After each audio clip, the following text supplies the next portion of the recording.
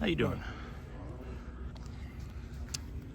We've seen, I know Zay Mincey has kind of shifted over to safety, but I know you spent quite a bit of time with him this season at corner. Just where have you maybe seen him grow just as a defensive back? I think, from the onset, when you're evaluating all the guys on the back end, we're always trying to find out how we can utilize our strengths, get great players on the field. He's a guy that consistently has shown up, done his job, put in the work, and we're at a point in the season now where we're always trying to find ways to implement, guys, get them out there, get them that experience, and find ways where he can help the team and help us win. So we made a little transition, a little shift with him, just to see how he kind of took to it. He's a natural player. He makes plays with the ball in the air, and so we're excited about where he is and what he could potentially become and what he's doing right now. I know it's easy to probably look at his size, but what other traits does he have that maybe makes that switch a little bit more? I mean, if you're trying to draw up a DB, you talk about the length, you talk about the size, you talk about the frame that he has, the hips that he has for his size. He's got really good ball skills where he can track it down the field and win in the deep part of the field. So he's still in the developmental stages of his game, like a lot of young guys are, like Bach is, like Xavier Brown is, like a lot of these young players, Red Morgan is. But he's definitely showing promise and upside, and had all this notoriety coming in, and all the talk about how good of a player he was coming in. I think he's living up to that right now. Yeah. Does game planning at this point in the season get easier on some level just because there's so much tape on teams? I understand what you're saying by that when you say easier, but what happens is that you also have a story of yourself out there where really what comes alive in November and December and January football are the details. There's a lot of identity of you're not going to implement a new scheme necessarily this time of the year. You're not going to become a different type of team this time of the year. You're trying to do what you do and do it better. And apply, what we do well and apply it to someone else's scheme. And then also understanding that, there's a book of information out there where we got to always go back to, Western Kentucky, go back to Wisconsin, see all the tape that's out there on us so we can stay ahead of what may occur. So even if a team isn't presenting something, if it hurt us earlier in the season, it may show up again. And there's a little bit more copycat football that comes alive in November and December. So we got to make sure we're staying in front of things, we're solving things before they occur, we're preparing players for things before they happen, and putting our guys in the best position to be successful. Speaking of the book that's out there on y'all and everybody else, do you use the idle week as a better opportunity to self-evaluate and try to break tendencies just because you got maybe a little bit more of a chance to breathe as you would in a game week?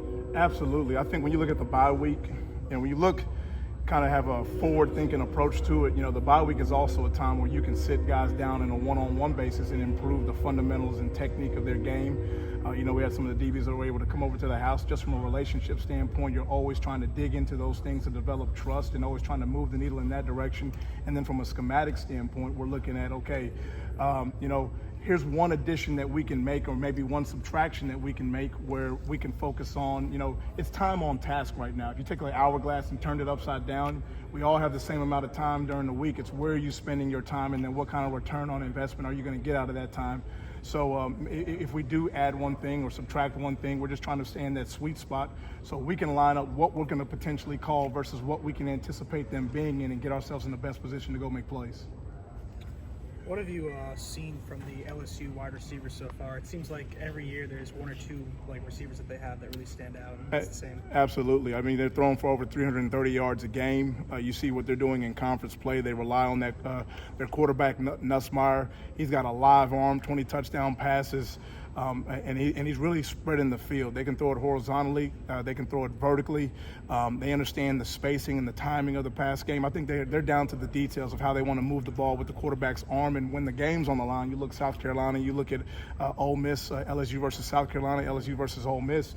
Those games, the quarterback and the receivers had to make plays in the fourth quarter to win the game, and they did those things. So we understand. We got a heavy task in front of us.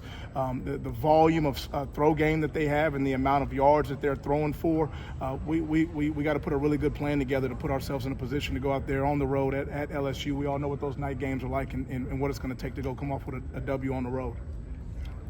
Doing something on the high school careers of the staff. Can you kind of recap your high school playing career for us? High school career, I'm in Mesquite, Texas. I grew up in Dallas. I was born in Dallas, Texas, and then we moved to Mesquite in middle school and high school. I went to Mesquite High School. I was fortunate enough to win the state championship at Mesquite High School. We were 15-0, and my senior year, we won it all. And I remember like it was yesterday. Some of my best years. My head coach was Steve Halpin.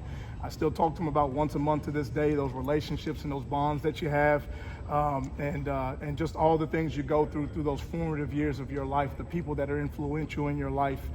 The people that kind of set you on a path, and the hard work and the discipline and the toughness that it takes, and you learn all those traits, and they never leave you. And then what it takes to just go out there and be a competitor, and what that looks like on a day in and day out basis. I really kind of credit a lot of my high school career and those things just to kind of for the DNA of who I am now. What positions you play? So I played running back and corner in high school. Played running back and corner primarily. A sophomore year I was at some running back, and then junior year did a little bit of both, and then really made that full field switch to DB my senior year, and had some good numbers, and was fortunate enough to get a scholarship to Baylor University, and was thankful that they gave me an opportunity to go out there and play. And I wanted to always kind of prove people right. If you gave me an opportunity and you said you were going to bet on me, I wanted to kind of be like Amazon.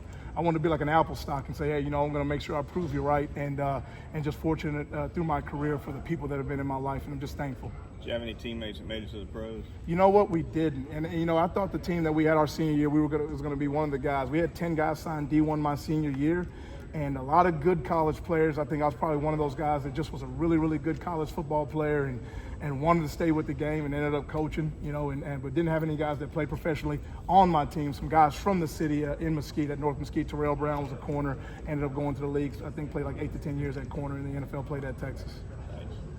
How big is it to have a guy like Devontae Smith, and kind of like how have you seen him improve over the course of the year? You look at Devontae Smith, and he's really writing a really good story for himself this year. You look at last year's tape; he was a guy that was talked about to us when we came in the door, about a guy that had promise. And I think he's taken advantage of the reps that he's been able to have, and the reps that he's been given in the game. He's turning into a reliable, dependable player when he's out there. He's a guy that can execute. He can cover on the slot. He can has a really good feel for the curl flat and how to play zone with zone instincts. And he's a good communicator on the field. And I think his presence and energy is something that can almost be undervalued, but it's something that can kind of drip over to the other players that are with him, especially when we have some younger guys out there. Just kind of what does it take to go out there and compete and win in the SEC? And I think him, along with Malachi, some of these older guys have been setting a really good example of that. Last two.